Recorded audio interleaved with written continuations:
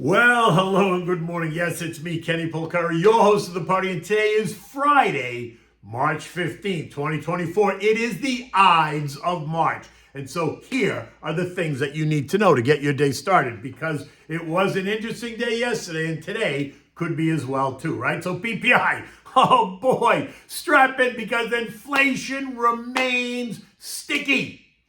What's JJ going to do and say now next week when he comes out the FOMC meeting? The VIX finally raises its head, right? The contra trades were the winners yesterday. Bond yields are up, means prices are down. Oil's up. Gold got punched in the face yesterday. And what do we have for dinner tonight? Well, it is Friday and Lent, so we're going to have the spaghetti Altono, which is spaghetti with tuna. It is delicious. Now look, just a note. I am out from March 19th to the 31st. I'm going to be on the Steve Forbes investment cruise. I'll be working. So while I may make an occasional post, it's not going to be daily because of the time differences and all that. But I will be back in force on April 1st. So until then, take good care. Okay, so let's talk about it. It's the Ides of March, the 15th day of the month. And the word Ides is a derivative of the Latin word to divide.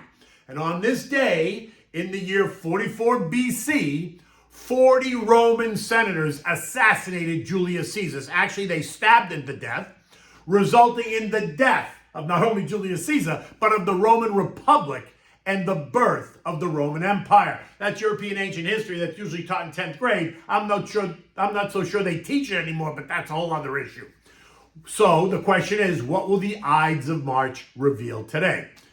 Oh boy, what an interesting day it was. The tension was building. Investors, trades, and algos all waiting in the wings as the clock ticked closer to 8:30. Speculation rampant as street analysts and market pundits all tried to handicap what the move would be, what the reaction would be at 8:30 after the release of the February PPI, right? The Producer Price Index report.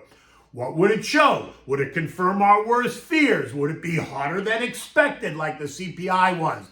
And then, what does that mean for JJ and his band of merry men? What does Goldman Sachs think? And when will we hear from Nikki T, of Wall Street Journal fame, as both are the mouthpieces for the Fed? And since the Fed is in blackout mode ahead of next week's FOMC announcement, they can't talk. So JJ turns to his deep throats. Now, by now, you must know that the latest read on inflation at the producer level continues to rise.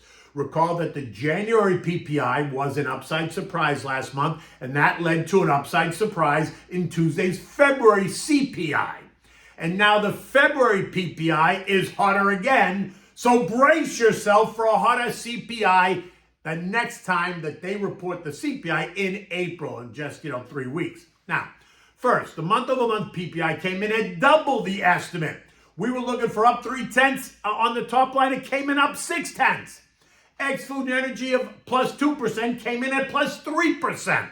Now, year-over-year PPI came in at 1.6% versus the expected 1.2%. And ex-food and energy came in at 2% versus the expected 1.9%. And the algos did what?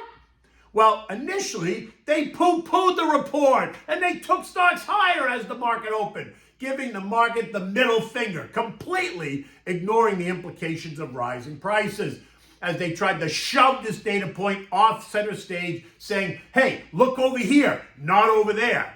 But that move was good for about 10 minutes. And then the human beings finally started to smarten up, taking advantage of that push higher to unload and take some money off the table. Stocks did a complete turnaround, going from positive to negative as the clock struck 9:46 a.m. And then the analysis got heated. Investors began scrutinizing the data and asking themselves, okay, now what? Now, from the Fed's point of view, this was not the result that they had been hoping for. Now, let's not overthink it, but you have to be honest. Rising prices do not support a rate cut argument at all. It just doesn't. That's clear. But if you ignore it and write it off as a flash in the pan, think transitory, then you can continue to suggest anything you want, that the path of monetary policy is down and not steady as she goes, or up, as some have begun to suggest. At 9:35, the S&P was up 0.2%. And then by 3:35, the S&P was down 0.8%, right? Had a 1 full percentage point swing as stocks got punched in the face testing the 5120 level. A level that seems to have found some demand. And as we moved into the end of the day, stocks did stage a rally off that level. And while the indexes did end in negative territory, they were off the lows of the day. The Dow gave back 138 points, right? It was down over 300 at one point. The S&P's down 15, the NASDAQ down 50, the Russell down 40, which was actually 2% again. Think higher rates for longer really hits the small and mid caps. The transports gave up 212 points, and the equal-weighted S&P lost 65 points, or 1%. The VIX, which is the fear index, which has been very quiet of late, finally woke up and reacted by surging 11% by 3:30 when stocks were at their lows, right? It did end the day up only 4.65%, and that was as stocks rallied, right? The VIX ETF, which gets you long fear, also rose by 7% at one point, ended the day up 2 3/4. Remember, on Wednesday, we discussed how the VIX was not reacting at all to any of the latest data points around inflation. No one apparently worried about sticky inflation at all, which was illogical to me. That was until yesterday's PPI report. Now remember, I told you that the VIX ETF was trading near or at its all-time lows, right, on Wednesday, after the latest CPI report, and that was illogical to me. And if you're a contrary investor, that screamed, hello, anybody home, wake up, right? Well, if you bought some of the VIXI on Wednesday afternoon ahead of yesterday's report, then guess what? You rang the cash register. And if you didn't, well, you didn't. What's the legendary saying that everyone always says? You know, you can lead a horse to water, but you can't make him drink. Oh, drink up, my friends. Anyway, from a sector perspective, it was an interesting end of the day, right? Energy was up 1%, right? This is the Saudis hit those ongoing production cuts, and the IEA raised their demand growth forecast for 2024. Oil did close at 81.20 yesterday. This morning, trader types are bringing the cash register there a little bit in the oil market, and that's causing oil to retreat by about 40 cents. And this morning, oil's trading at 80.85. It does, though, remain in the 80.85 trading range. Both oil and the XLE ETF are now up 9% year to date. Tech, the XLK, ended the day just a hair above the unchanged line on the late day rally. On the downside, we saw the most weakness in real estate, down 1.4%, utilities down 0.8, think higher for longer. But we also saw weakness in all the other sectors as investors raised some cash. Sectors down between 0.5% and 1.4% in the day. The contra trades, the PSQ, the SH, and the DOG all ended the day higher by about 0.4%. The triple levered S&P direction short, which is the SPXS, gained 1%. You see how that works? The S&P lost 0.3, and the triple levered short gains 3 times that loss, capiche? Which is why it's called triple levered. And some of the big tech names, the ones that have gotten beat up, have all gained. Apple was up 1.1, Amazon was up 1.25, Microsoft's up 2.5%, and Google up 2.5%. Nvidia, the current Wall Street darling, continues to come under some pressure. It lost another 3.25%. But remember, it was up over 100% in the first 9 weeks of the year, making its high on March 8th at 897 or 974. So that 20% retreat that we've seen should really not be a surprise, unless, of course, you're the one who top-ticked it at 974. And so what did bonds do? Well, prices fell. Duh, yields rose. The TLT lost 1.5%. The TLH gave back 1.2. The AG, right, the Bloomberg Aggregate Index lost 0.6. Yields on the 2-year jumped by 6 basis points to end the day at 4.68%. The 10-year jumped by 10 basis points to end the day yielding 4.29. Thus, the pressure on real estate utilities, right? Gold got punched in the head, falling $23 at one point before ending the day down 15, right? It rallied back as we were in that late day rally. And this, again, is a direct result of investors warming up to the idea that rates are not going down just yet. On Wednesday, I said that a stronger inflation report would put pressure on gold because rates would not be going lower, since I don't think rates are going lower, right? And after yesterday, I still don't think they're going lower. I expect gold to retreat a bit. I was thinking the 21.50-ish range. Yesterday, we tested as low as 21.57. This morning it's trying to stabilize. It's up about $6. Remember, gold is the ultimate safety trade when inflation remains hot and the global political scene remains unsteady. And I think we can all agree that the global political scene is an absolute mess, starting right here at home. Now, futures are trying to fight the latest inflation report this morning, essentially saying don't focus on rising prices, but rather on how AI is changing the world. They're trying to divert everyone's attention. At 6:30 this morning, Dow futures are up 40, the S&Ps are up 9, the Nasdaq up 36, the Russell's up 5. Expect lots of speculation around what the Fed's going to do and say now when they take center stage next Wednesday. My sense is that the market's going to try to tell us that the June rate cuts are absolutely still on the table, while JJ continues to say there is no rush to cut rates yet.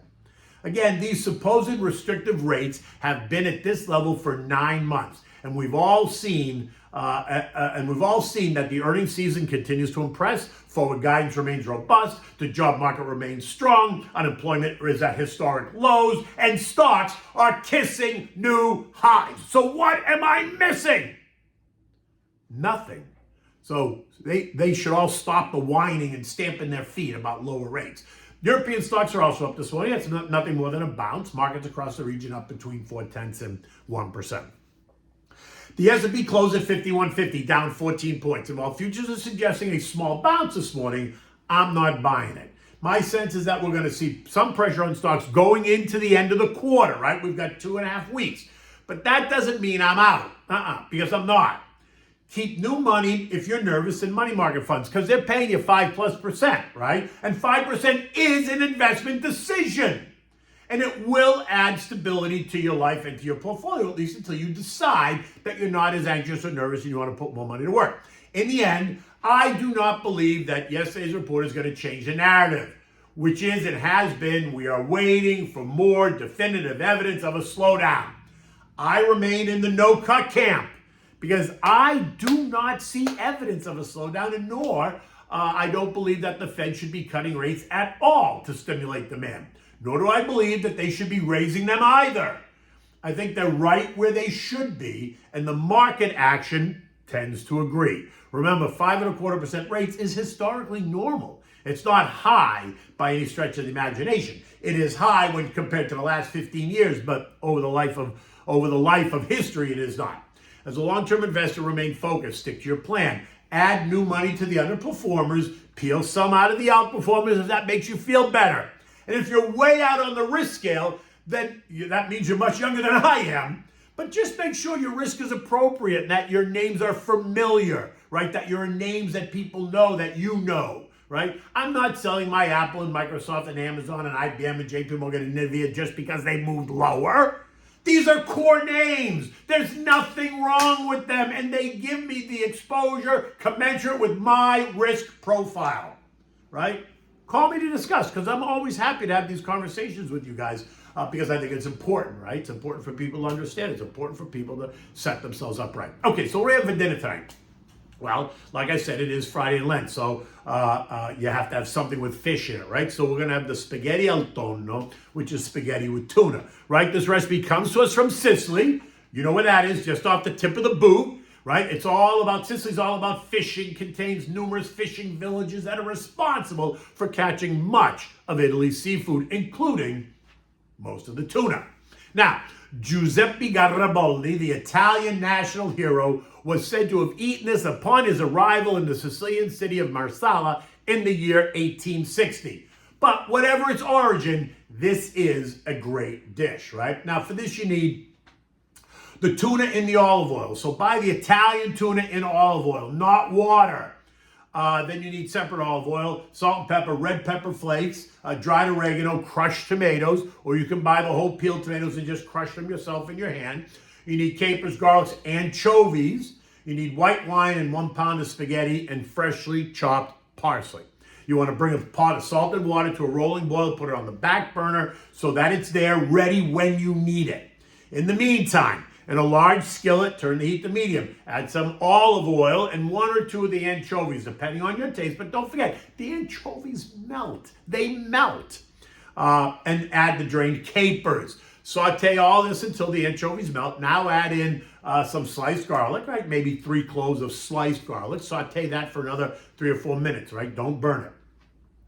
Now you're going to add in about 3/4 cups of dry white wine. You know me, I use the Pinot Grigio Santa Margherita. You're going to turn the heat up to medium high. You're going to bring it to a boil. You're going to add some red pepper flakes and dried oregano. Reduce it till it goes down to about 1/3, right?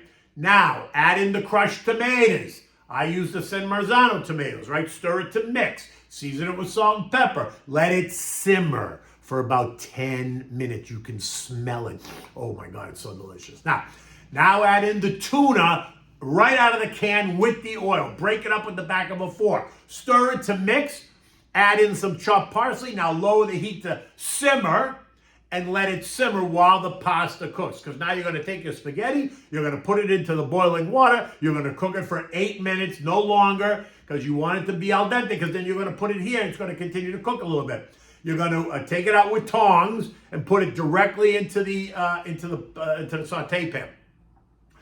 You're going to take a ladle of pasta water, put it in that saute pan, and now mix the spaghetti with the tomato sauce, with all the tuna and all that, right?